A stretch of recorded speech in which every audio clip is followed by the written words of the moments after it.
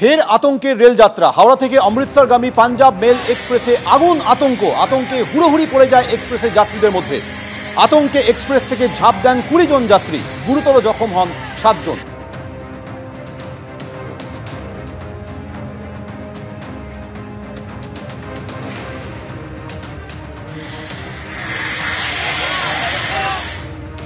জম্মু কাশ্মীরের অনন্তনাগে সেনা জঙ্গি গুলির লড়াই, আর এই লড়াইয়ে 2 ভারতীয় সেনার মৃত্যু হয়েছে, একজন ভারতীয় সেনা আহত হয়েছে। গুলিবিদ্ধ হয়ে মৃত্যু হয় একজন স্থানীয় বাসিন্দার, আহত আরও 3 থেকে 4 জন জঙ্গি লুকিয়ে আছে, এমনটাই জানিয়েছেন কাশ্মীরের আইজি। জম্মু কাশ্মীরের অনন্তনাগে সেনা জঙ্গি গুলির লড়াইয়ে 2 ভারতীয় সেনা নিহত, এক ভারতীয় সেনা আহত হয়েছে। হিমাচল প্রদেশে ফের বৃষ্টি বিপর্যয়। মুষলধারে বৃষ্টির ফলে 185 জনের মৃত্যু হয়েছে। উনা জেলায় ভেসে গেল একটি গাড়ি, সেই গাড়ির মধ্যে 11 জন যাত্রী ছিলেন। পরে 4 জনের দেহ মিলল, বাকি 7 জনের খোঁজ এখনো মেলেনি। ধর্মশালা এবং সিমলায় লাগাতার বৃষ্টি চলছে। হিমাচল প্রদেশে 5টি জাতীয় সড়ক পুরোপুরি বন্ধ হয়ে গেছে।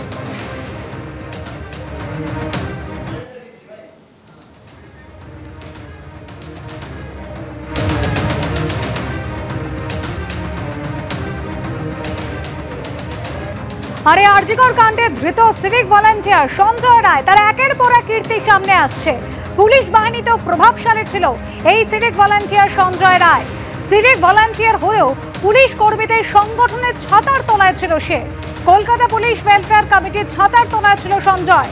হাসপাতালে ভর্তি পুলিশ কর্মীদের পরিবারের সদস্যদের খোঁজখবর রাখাই ছিল তার কাজ। সঞ্জয়ের নামে ইস্যু করা হয়েছিল পুলিশের বাইকও, আর নিয়ম ভেঙে সঞ্জয়ের কাছেই থাকতো পুলিশের টহলদারির বাইক। সেই বাইক নিয়ে ঘুরত সঞ্জয়।